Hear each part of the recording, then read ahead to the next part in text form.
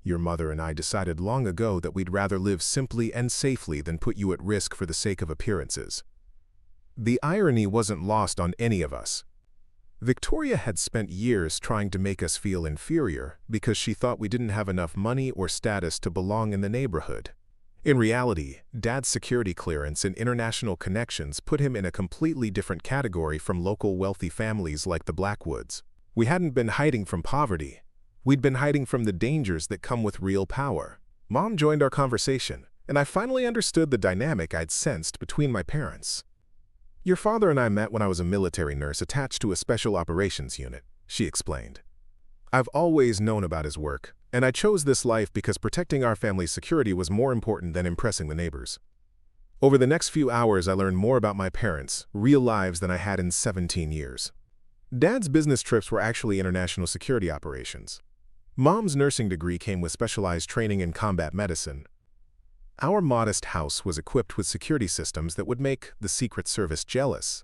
Even our old sedan had armor plating and bulletproof windows disguised to look like regular automotive glass.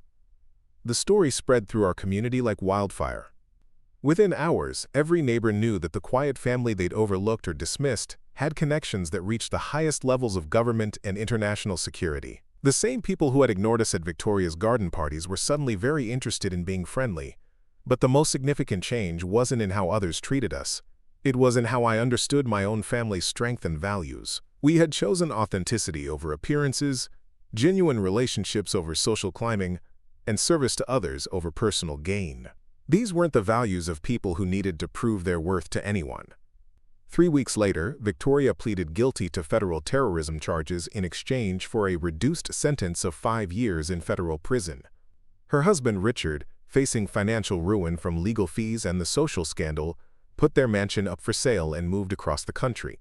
The paperplate evidence, combined with the journal documenting her harassment plans, had made the case impossible to defend.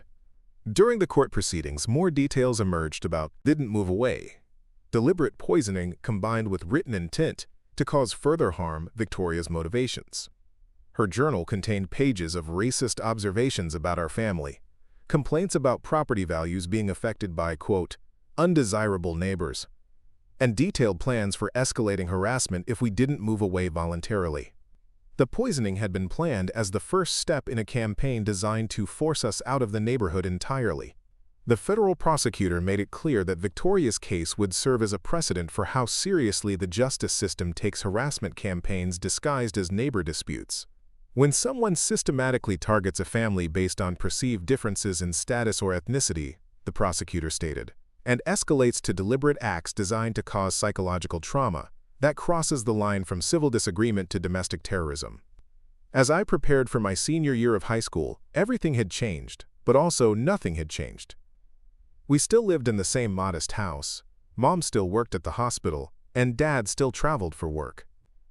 The difference was that I now understood the choice my parents had made, to live with purpose rather than for status, to serve others rather than impress them, and to measure success by the strength of our family bonds rather than the size of our bank account. The loss of Max still hurt deeply, but his death had revealed something important about the power of truth over appearances, justice over wealth, and love over hatred. Victoria had thought she was attacking a powerless family who couldn't fight back. Instead, she had learned that real strength often comes disguised as simplicity, and that the most dangerous people to cross are often the ones who choose not to display their power until absolutely necessary. Our story became a reminder to our entire community that judging people by their appearances or possessions is not just wrong, it's potentially dangerous. You never know who you're really dealing with when you decide to target someone based on superficial observations. The quiet family next door might just have the power to change your life forever, especially when you choose to hurt the things they love most. Up next, you've got 2 more standout stories right on your screen. If this one hit the mark, you won't want to pass these up. Just click and check them out. And don't forget to subscribe and turn on the notification bell so you don't miss any upload from us.